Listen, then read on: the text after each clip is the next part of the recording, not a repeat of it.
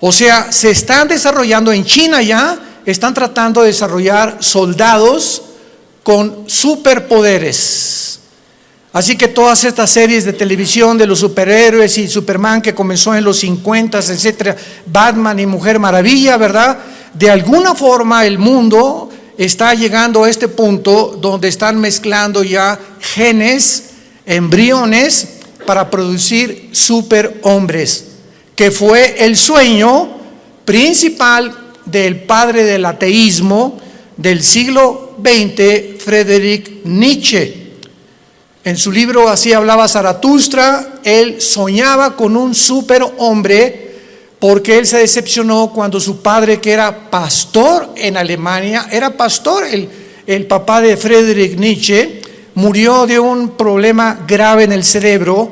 Él se decepcionó porque Dios no lo sanó de acuerdo a su sentir y se volvió ateo. Pero él soñaba con que el ser humano que va a triunfar va a ser un hombre sin compasión, deshumanizado, sin sentimientos, para poder realmente crear un monstruo de criatura. Entonces Hitler absorbe la enseñanza de Friedrich Nietzsche y Hitler soñó con crear una super raza, la super raza aria, donde todos fueran güeros y de ojos claros. E hizo experimentos con el doctor Mengele, ¿verdad? Como ustedes no tienen idea, que iban a crear un Frankenstein si no hubiera sido derrotada Alemania en 1945. Entonces, mientras más rápido nos acercamos a la historia, Satanás va a tratar de corroer, tratar de desbaratar, tratar de hacer a un lado o de ensombrecer la imagen de Dios en nosotros. La imagen con la cual fuimos creados a semejanza de Dios. Va a tratar de destruirla Satanás, y esta es la deshumanización que estamos viendo ahorita. Y podemos oír claramente todos los días hablar a líderes políticos, religiosos del mundo, manifestando una completa y total y absoluta insanidad mental. No puedes creer lo que tú puedes oír actualmente de la mayoría de los líderes políticos y religiosos en el mundo. No puedes creer que sean personas inteligentes, porque hablan ya con una patología de insanidad mental que dices: Dios mío, ¿cómo es posible que esté el mundo siendo guiado por estos locos? Porque es una locura total. Y no cabe duda que además de este triste liderazgo, agreguémosle la cantidad de mentiras que se propagan cada día mediante los medios masivos de comunicación, con el propósito diabólico de deteriorar el carácter del ser humano.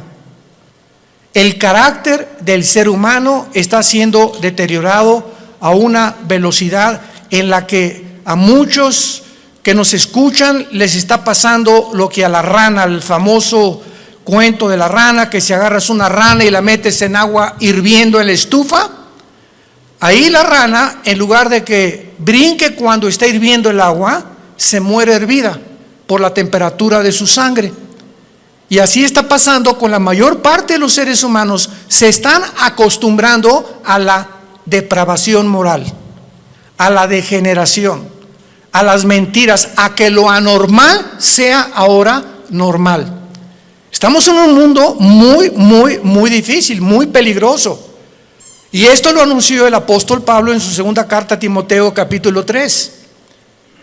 Timoteo debe saber esto, que en los postreros días, que son los que estamos viviendo, vendrán tiempos peligrosos. Y esta palabra peligroso en el griego es chalepos, que se tradujo solamente 2 veces en todo el Nuevo Testamento. La primera con el endemoniado gadareno, se tradujo salvaje. O sea, vendrán tiempos salvajes. El salvajismo de la gente se manifestará principalmente en las grandes ciudades, como ya lo estamos viendo hace algunos meses, En Estados Unidos salieron, ¿verdad?, grupos de izquierda a derrumbar la estatua de Abraham Lincoln, de George Washington, de Martin Luther King, etcétera, etcétera, a incendiar patrullas, destruir comercios, etcétera, etcétera.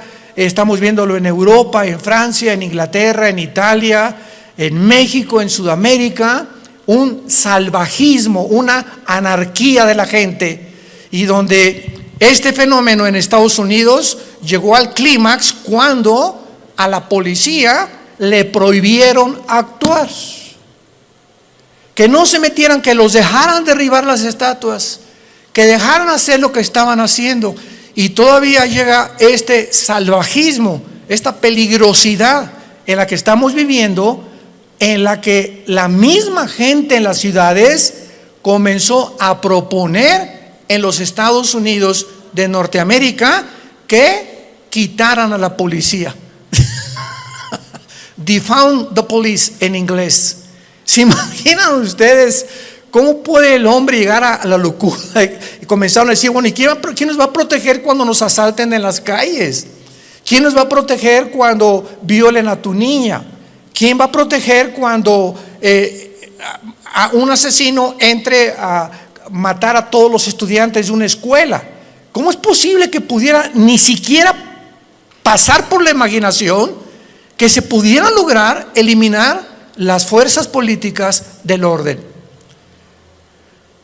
Esta es la razón, santos de Dios, por los cuales la Biblia nos revela en sus últimas páginas, como lo vamos a comenzar a ver, que al final de los tiempos surgirán dos personajes diabólicos, y los cuales el Espíritu Santo les dio el nombre de bestias.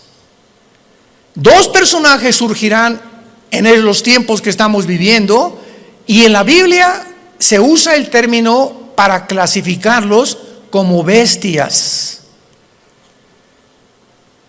En otras palabras, ¿por qué se usa la palabra bestia para definir al anticristo y al falso profeta? Porque serán dos personajes siniestros, sin compasión alguna, sin sentimientos, ni amor, ni bondad, ni emociones, sanguinarios y depredadores, llenos de odio por la humanidad. Estos dos personajes tendrán el control político, religioso y económico del mundo durante los últimos 3 años y medio de la gran tribulación. Quiero de aquí en adelante que vamos a abarcar este tema con mucho cuidado, ustedes que son estudiantes de escatología y de profecía bíblica, para que puedan ustedes ver de una forma cronológica el orden de las profecías, que no lo puso Dios en orden a propósito, y que pudiéramos ya comenzar a alumbrar nuestra mente para darnos cuenta que nos encontramos ya en esos tiempos donde la deshumanización, el carácter del ser humano, hombres amadores de sí mismos, sin afecto natural, sin afecto a los niños, sin afecto a su esposa, sin afecto a su esposo, con una rebelión impresionante contra cualquier gobierno. Vivimos un tiempo de anarquía, y tenemos que estar conscientes como hijos de Dios de no solamente vivir y, bueno, yo trabajo y tengo mi taller de carpintería o de plomería o mi buffet de abogados o mi consultorio médico, etcétera, etcétera, y nos metemos en una burbuja donde ese es nuestro mundo nada más, desconectándonos, y abrir una ventana para ver lo que está pasando en el mundo, por lo que está pasando en el mundo nos va a alcanzar a los que no estén protegidos. Como dice en Lucas 21, 32 en adelante, Jesucristo: orad para que sean tomados por dignos de escapar de estas cosas, de las cuales sobrevendrán al mundo entero. Abran sus Biblias en Apocalipsis capítulo 13. Y vamos a comenzar esta serie, el falso profeta y la imagen de la bestia. Yo estoy muy emocionado porque anoche le decía a mi esposa, por cierto, acabamos de tener a nuestra primera nietecita. Natalia, nuestra hija, acaba de ser mamá. No es porque sea nuestra necesita, pero está bella, está hermosísima. Y mi esposa, como Pepita en Comal, ya ni me pela. No está, ¿verdad?, completamente su primera nieta de mi esposa. Y está, ¿verdad?, pero bueno, yo la comprendo, a todos ustedes son mujeres, ¿no? Entonces, pues estamos pasando un tiempo hermoso, ¿verdad?, donde ella no quiso venir hoy a la iglesia. Me dijo que la disculpara ante ustedes, porque me dice, bueno, vayan a las hermanitas, me van a abrazar, estas cosas, y no quiero contaminar. Me tiene un miedo tremendo a comunicarle algo a su nietecita. No sale ahorita de la casa de mi esposa más que de la casa de ella a la casa de Natalia, mi hija, etcétera, etcétera, y de vez en cuando a un restaurante. Pero es maravilloso que podamos darnos cuenta que estas criaturas que están naciendo actualmente en el siglo XXI, el mundo que van a enfrentar. Impresionante el mundo que van a enfrentar.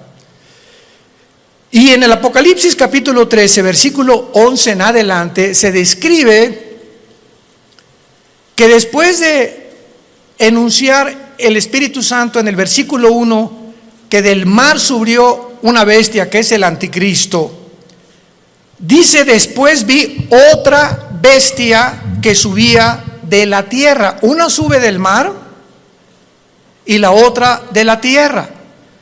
La bestia que sube del mar, síganme con mucho cuidado, no es el anticristo, es el principado demoníaco que entrará al anticristo. El anticristo va a ser un ser humano como tú y como yo, pero cuando la Biblia habla de la bestia, está hablando de principados demoníacos, como dice en Apocalipsis capítulo 11, la bestia que sube. Ahí nos damos cuenta, esta bestia, ¿de dónde subió? No de la tierra, subió del abismo. ¿Y qué es el abismo? Es la prisión de los ángeles caídos que se rebelaron contra Dios y de muchos demonios.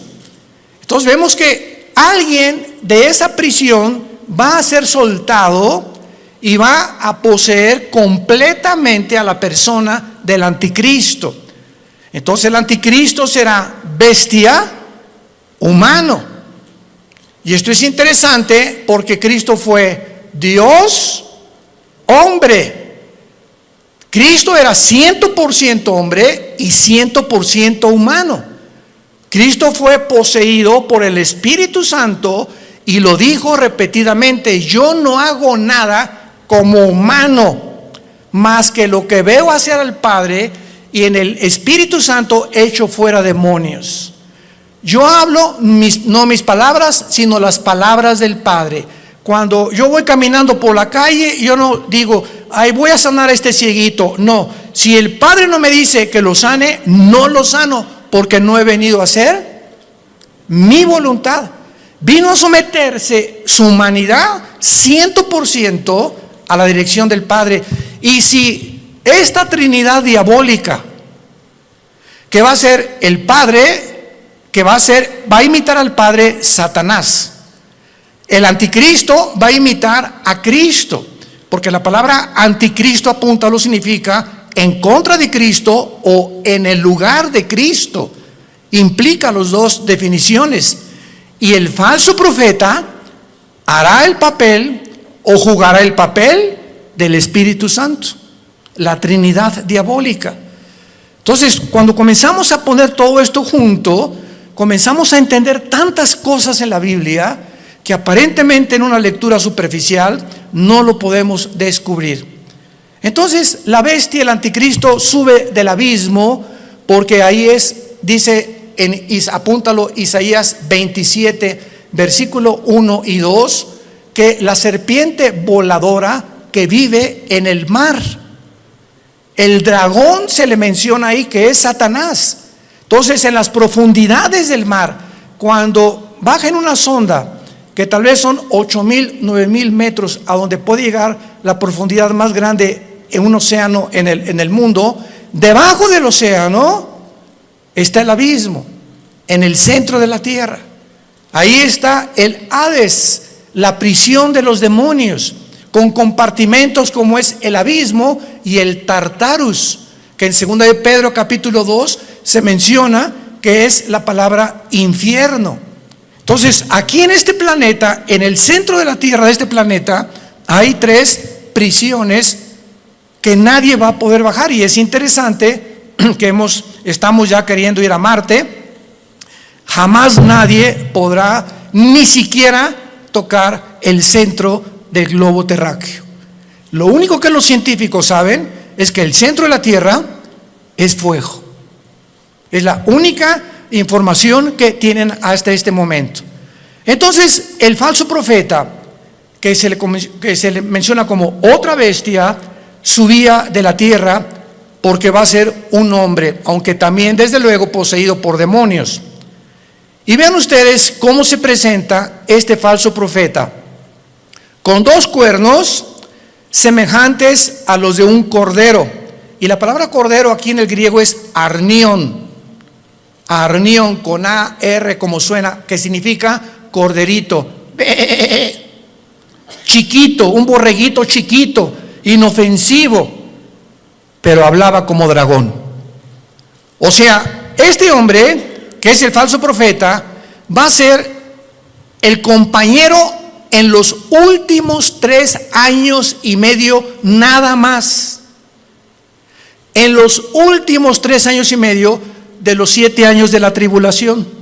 Él y el anticristo van a actuar juntos durante 3 años y medio, porque el falso profeta va a ser su ministro de propaganda, de economía y de religión. Los primeros 3 años y medio de la tribulación son para la gran ramera, el sistema religioso del papado, que vamos a hablar también claramente, que no hay duda alguna.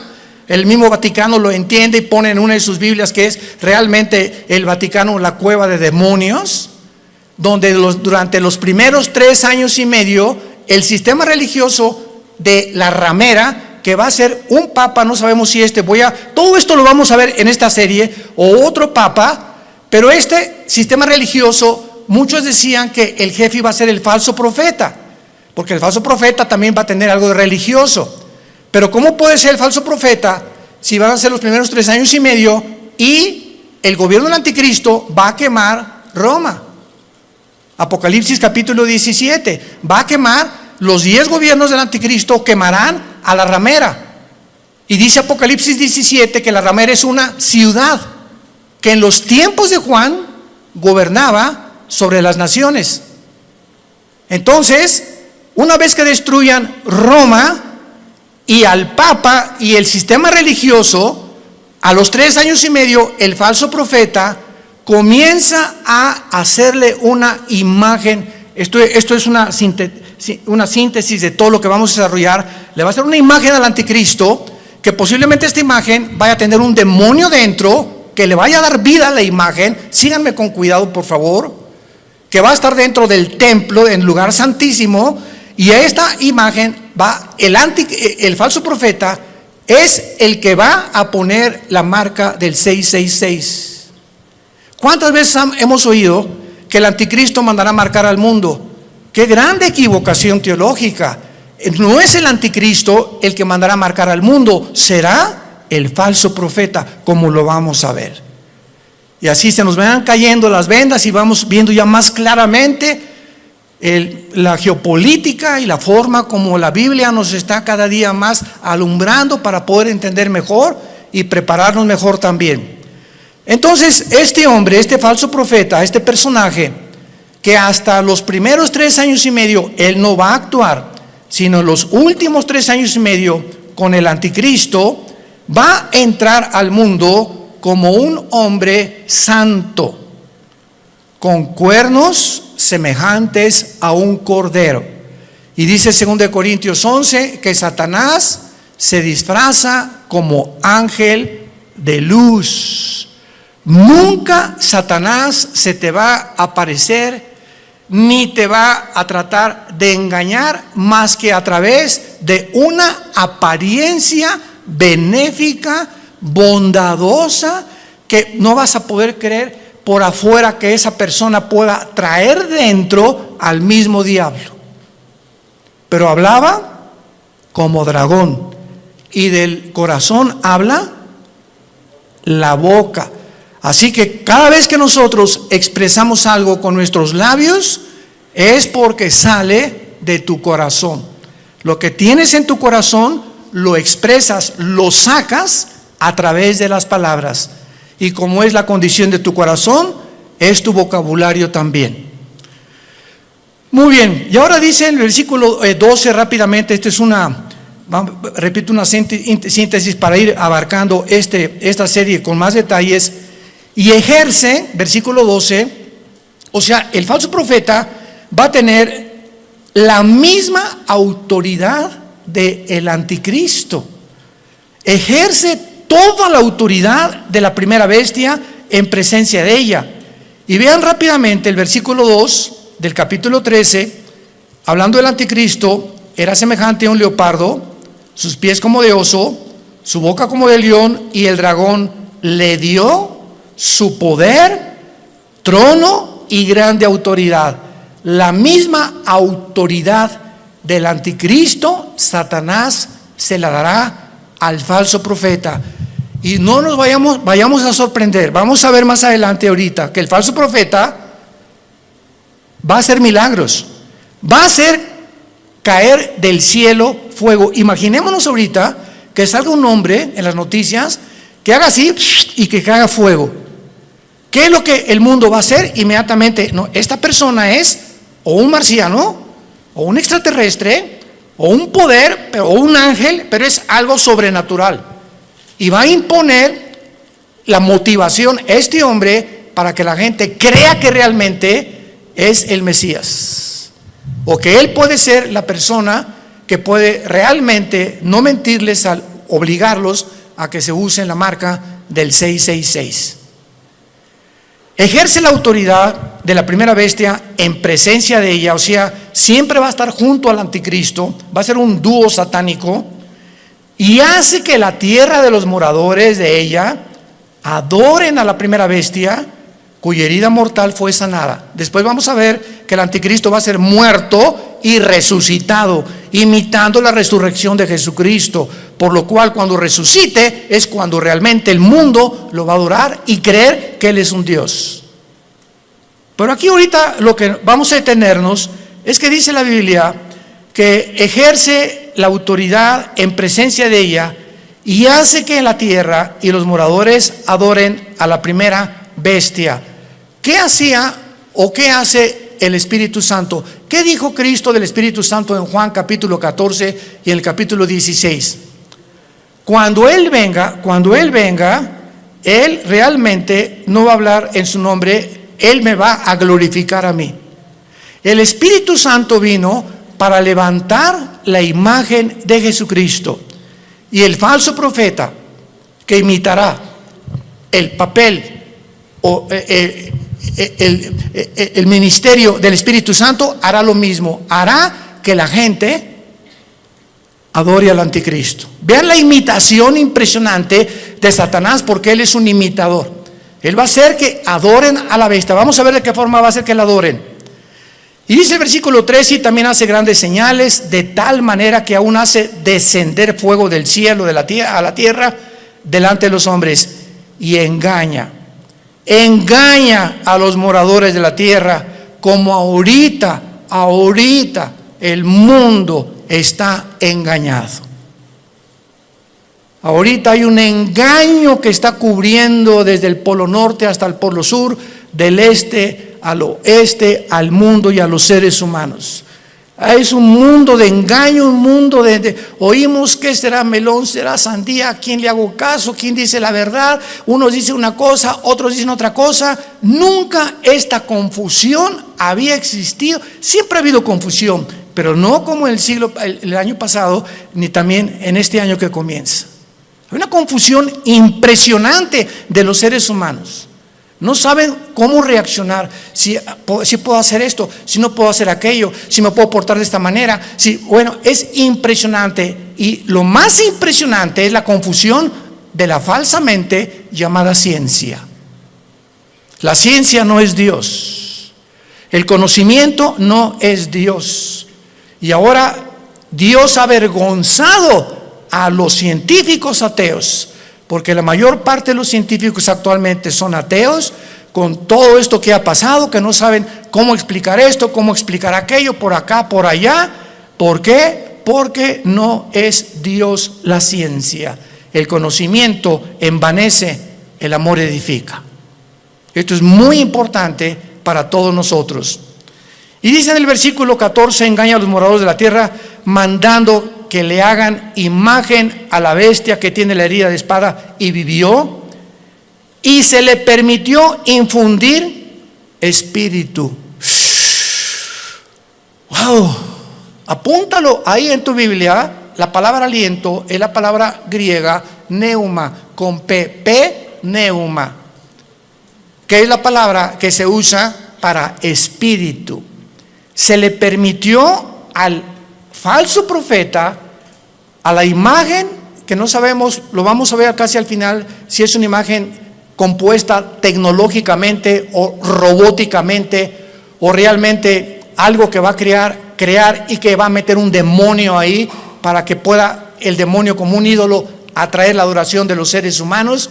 Pero vemos nosotros que se le infunde y se le permite infundir espíritu o aliento a la imagen de la bestia, para que la imagen, no el falso profeta ni el anticristo, esta imagen hablara.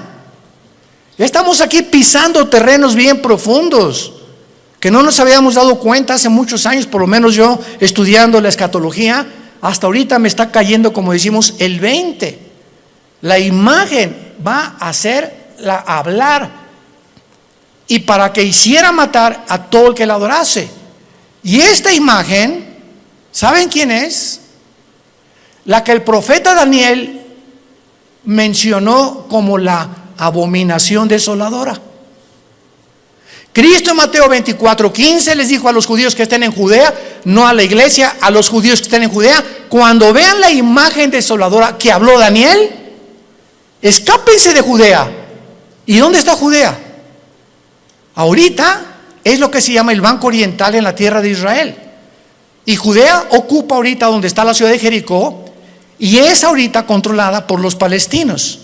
Qué interesante que Jesús dijo: no de Samaria, no de Galilea, los que estén en Judea, sálganse y corran, porque vendrá una tribulación como jamás la ha habido. O sea, los judíos que están ahorita en la zona geográfica de Judea, que ocupa Jericó y que está en manos de los palestinos dentro de la tierra de Israel, los palestinos serán los que van a perseguir a los judíos por órdenes del anticristo. Qué interesante que Jesús mencionó Judea, no a Galilea ni Samaria. Se le permite infundir aliento, espíritu a la imagen, para que la imagen hablara e hiciera matar. Aquí todos ustedes, cuando yo leí esto hace muchos años, son cosas que uno lee y le das la vuelta a la hoja, ¿verdad? Como que no le entiendo muy bien aquí. ¿Cómo que le va a meter un espíritu? O sea, ¿cómo que el anticristo va a resucitar? ¿Qué tiene el poder de resucitar muertos? ¿Tiene el anticristo, tiene Satanás el poder de dar vida? Miren, hermanos, nunca jamás hemos estudiado a conciencia el poder de Lucifer. Dice en el libro de Ezequiel capítulo 28 que Lucifer, y anoche yo estaba meditando en esto, fue criado como un querubín. E imaginémonos esto: Dios hace su obra maestra. Ningún otro querubín, serafín, ángel jamás ha sido creado con la perfección, la sabiduría, el poder con el que fue creado Lucifer. Lucifer era el sumo sacerdote, podríamos decir, en el templo de Dios en el cielo. ¿Y de qué estoy hablando? Que si hay un sumo sacerdote, es el que está jalando a los ángeles para que puedan adorar a Dios. Aunque claro que no había sacrificios todavía, él no había caído. Pero dice la Biblia que fue la soberbia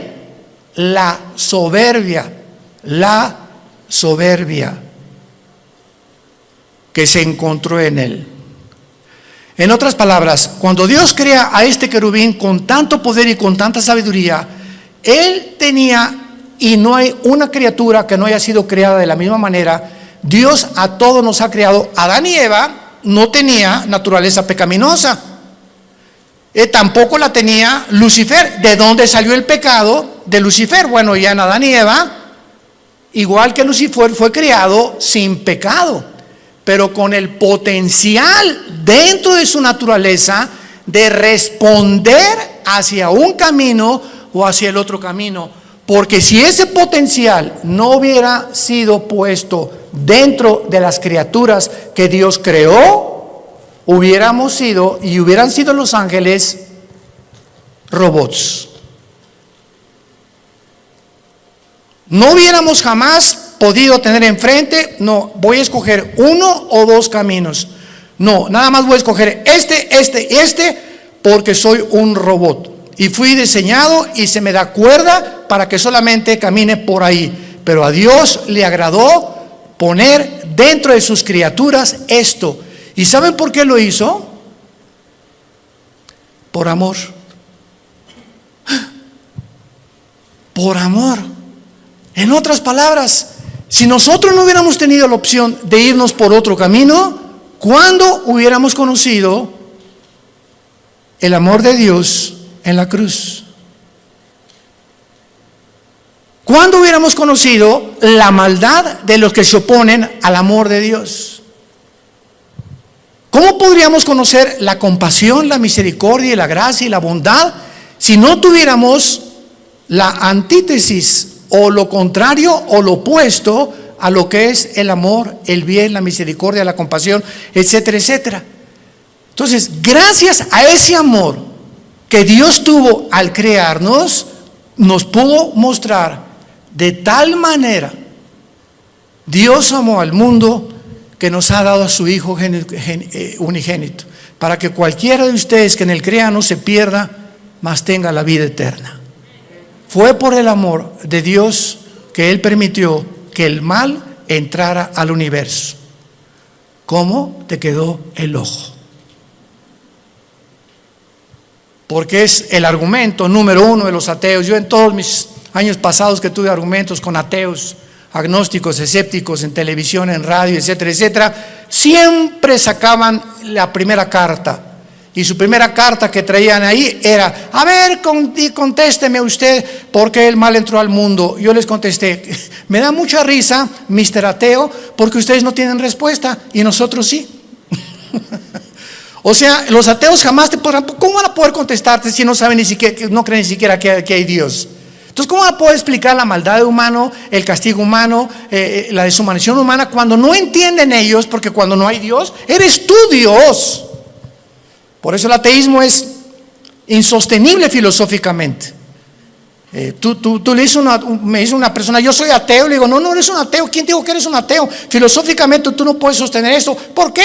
Porque me estás diciendo que tú eres Dios. Si no hay una fuerza fuera de ti que tiene control de tu vida, que te la has entregado y que reconoces que dependemos de algo que trasciende nuestra naturaleza, tú te pones tus leyes, tú haces tus mandamientos, tú decides qué es bueno y qué es malo. En otras palabras, te conviertes en Dios. Son dioses para ellos mismos. No hay ninguna persona que se atreva a decir: yo no tengo Dios. Porque adoras al Dios verdadero, o te haces tú mismo el Dios que tú crees, engañado por Satanás como fue engañado Eva, que podrás ser como Dios, creyendo y haciendo tú, decidiendo entre el bien y entre el mal. Y aquí, para terminar esta parte de Apocalipsis 13, dice, vamos a unirlo desde el versículo 15. Está hablando del falso profeta. Al falso profeta se le permitió infundir aliento o imagen, espíritu a la imagen de la bestia, para que hablara, matara y a todo el que no la adorara. Y hacía que a todos. ¿Quién hacía que a todos? ¿De quién está hablando? ¿De quién está hablando? Del falso profeta. Es otra de las funciones del falso profeta. Él va a hacer, Él va a provocar, Él va a motivar, Él va a llevar a cabo este ministerio. Pequeños, grandes, ricos y pobres y libres, esclavos, se les pusiera una marca en la mano derecha o en la frente. Él hacía, Él va a hacer, Él va a operar, Él va a tener ese ministerio de que la gente se marque. No el anticristo, el falso profeta, su ministro de propaganda, economía y religión. Él. Y que ninguno pudiera comprar ni vender, sino el que tuviera la marca o el nombre de la bestia o el número de su nombre. Y aquí hay sabiduría. El que tiene entendimiento, cuente el número de la bestia, que es número de hombre, y su número es 666. Y no me quiero saltar lo que les dije. No conocemos el poder de Satanás, pero está en la Biblia.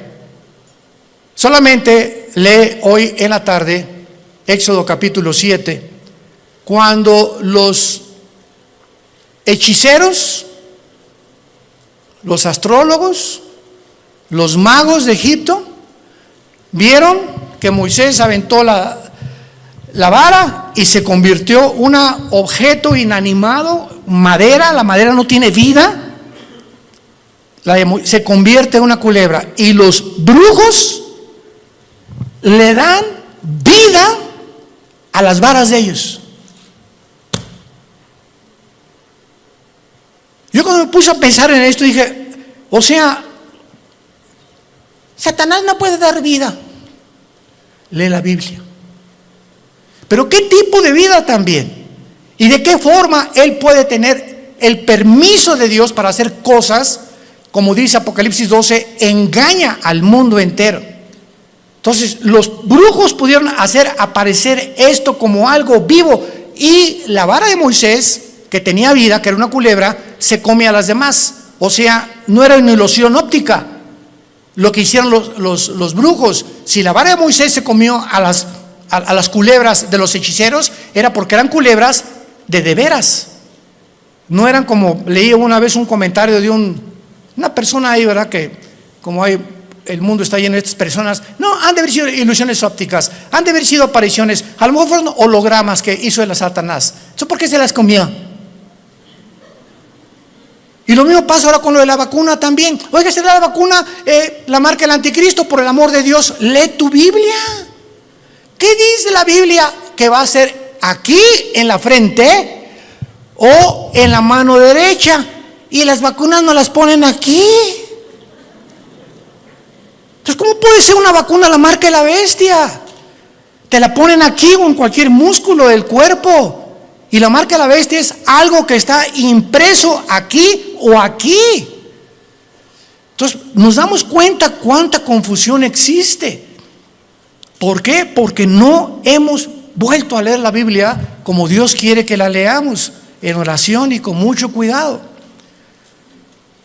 Y veamos entonces que a la mitad de la tribulación, los últimos 3 años y medio, y antes de que, voy a darles rápidamente un panorama, una cronología de lo que va a pasar, antes de que el anticristo llegue a Jerusalén, porque antes de los 3 años y medio es posible que el anticristo esté en Roma y se mueva sus cuarteles generales a Jerusalén. Entonces, antes de que llegue a Jerusalén el anticristo, ya estará unido con el falso profeta. Cuando a los 3 años y medio y la ramera fue ya quemada, el falso profeta se levanta con el anticristo y entonces convierte en la tercera persona de la Trinidad satánica. Y estudiamos que durante el viaje del anticristo a Jerusalén, antes de los 3 años últimos y medio, en los primeros 3 años y medio el anticristo asesinó a los 2 testigos. Velo apuntando si te interesa. Número 1, ya había cancelado las ofrendas del templo. A la mitad de la tribulación estamos hablando. Ya había invadido el lugar santísimo, haciéndose llamar como Dios. Ya había colocado la imagen desoladora o la abominación desoladora, que es su imagen, en 6º lugar. Ya se había exaltado como el único Dios. Ya había blasfemado de Dios y ya había iniciado su campaña de genocidio en contra de los judíos. Estas son las acciones primarias que el anticristo llevará a cabo durante los primeros 3 años y medio.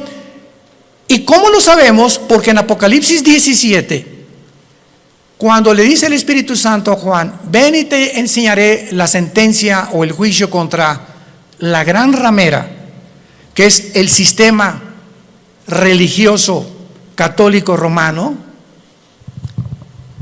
La ramera se define en Apocalipsis 17 montada sobre la bestia, que es el anticristo, implicando que los primeros 3 años y medio de la tribulación predominará, y los que comenzarán a matar cristianos será el sistema religioso de la gran ramera. Ahí el anticristo figurará como tal vez ahí al lado, pero el sistema religioso controlará el primer tiempo al anticristo, y el gobierno político estará otra vez debajo del poder religioso, para que veamos el poder tan tremendo de la religión. ¿Y dónde lo hemos visto anteriormente en la historia? Por el amor de Dios. 18 siglos el Vaticano gobernó Europa. Reyes, presidentes, dictadores, nadie podía casarse ni comprar sin la orden de un papa. Y el 45% de los papas fueron completamente degenerados, nombrados papas cuando eran niños. Otros mataron a su mamá, como lo hizo Calígula. Bueno, es impresionante cuando rascamos y profundizamos lo que pasó con lo que la gente le llama la religión. Y de eso fue de lo que Dios nos salvó a la mayor parte de nosotros. Yo quería ser curita a los 14 años de edad, o padrecito, como le quieran llamar.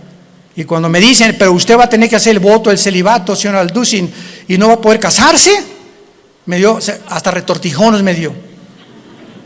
Le hablé a mi papá y le dije, ¿verdad? Yo, o sea, ¿cómo es posible que, por qué nos van a prohibir tener una mujer? Ah, muy fácil, porque si te casas, tu dinero es para la familia y ya no le puedes mandar al Vaticano.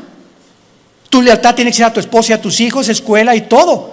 Pero si no tienes perro que te ladre, pues todo lo que te entra lo mandas para allá. Y se convierte el Vaticano hasta ahorita en el estado más rico, millonario, multibillonario del mundo entero. Ni Putin, el presidente de Rusia, como lo dijo, tengo el dinero que está guardado en esculturas, en cuadros, en joyas, en piedras, en diamantes, en zafiros, en esmeraldas, en el Vaticano. Pero el Papa duerme en una cama de piedra, por el amor de Dios. Cuernos de cordero y hablando como dragón. Antier dijo el Papa Francisco, la Biblia tiene que ser cambiada. Los ateos se van a ir al cielo. Y nos damos cuenta la cantidad de blasfemias que están circulando, y la gente sigue igual, con las vendas en los ojos, sin poder ver la luz. Dice 2 Corintios capítulo 3, cuando se conviertan, la venda se cae de los ojos.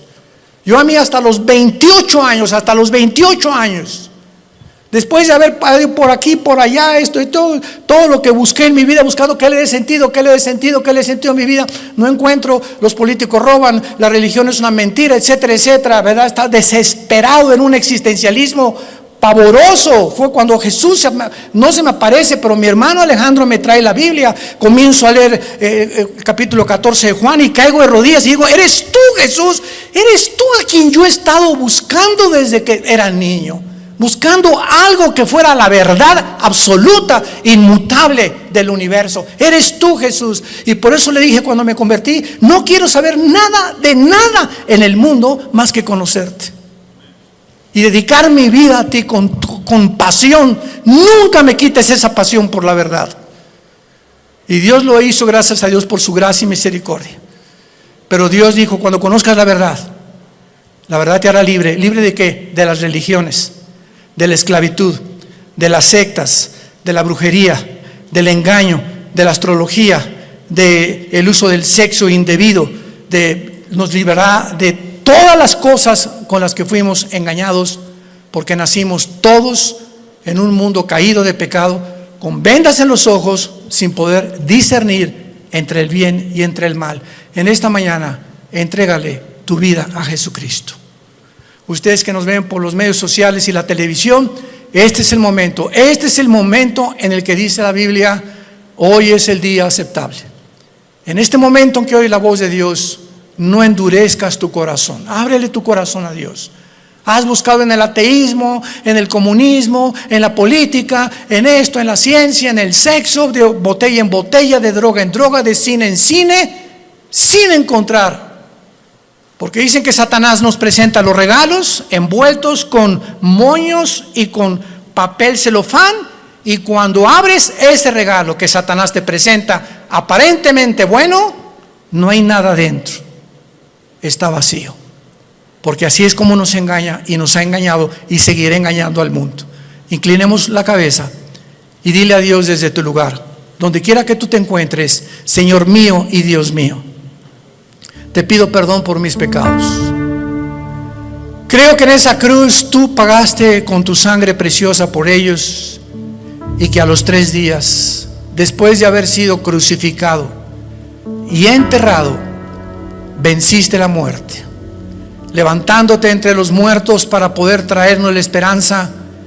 Y las palabras que le dijiste al apóstol Juan en el libro del Apocalipsis: yo soy el principio y yo soy el final, el que estuve muerto, mas he aquí que vivo por los siglos de los siglos, y tengo en mis manos las 7 estrellas y los candeleros, que somos la iglesia. He venido para darte vida y vida en abundancia, porque yo soy el camino, yo soy la vida, yo soy el conocimiento que tú estás buscando, el camino, la vida eterna, la verdad única y absoluta que existe en el universo. Soy yo, Jesús. Entra a mi vida, Jesús, en este momento. Gracias por pagar con tu sangre en la cruz por mis pecados, y por traerme en este instante esta esperanza que yo no tenía, para poder, cuando muera, morir en paz, y saber que cuando muera será el tiempo más maravilloso de mi vida, no el peor ni el que me voy a atormentar. Va a ser maravilloso salir de este cuerpo y encontrarme contigo, donde enjugarás mis lágrimas y ya no tendré jamás sufrimiento, ni dolor, ni enfermedad, porque he puesto mi confianza en ti, en el nombre de Jesús. Amén.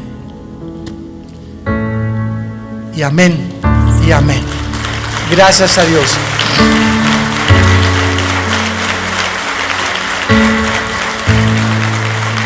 Todos ustedes que en esta mañana han hecho esta oración, sabemos claramente que tienes la vida eterna y el perdón de Dios en tu vida. No importa lo que hayas hecho en tu pasado. Tú ahorita, alguien me puede decir: usted no sabe que yo llevo 20 personas muertas, soy un asesino, soy un drogadicto, llevo 5 abortos, 7 matrimonios.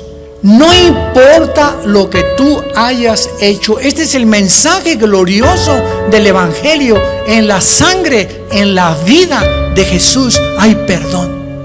Qué mensaje tan tremendo, saberte en este momento: tenía esta carga y esta culpa de mis padres, de mis hijos, de mis ex esposos, de lo que he hecho, y ahorita Dios me dice: te perdono, y no por nada que hayamos hecho, sino por lo que Él hizo en esa cruz. Qué mensaje tan glorioso.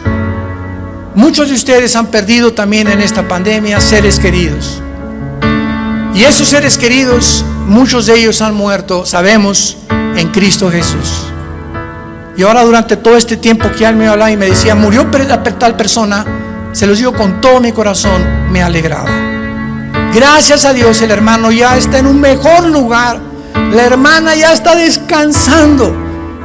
Los que sufrimos somos los que nos quedamos. Te da tristeza porque pues la familia que se queda siempre viene el arraigo, ¿verdad?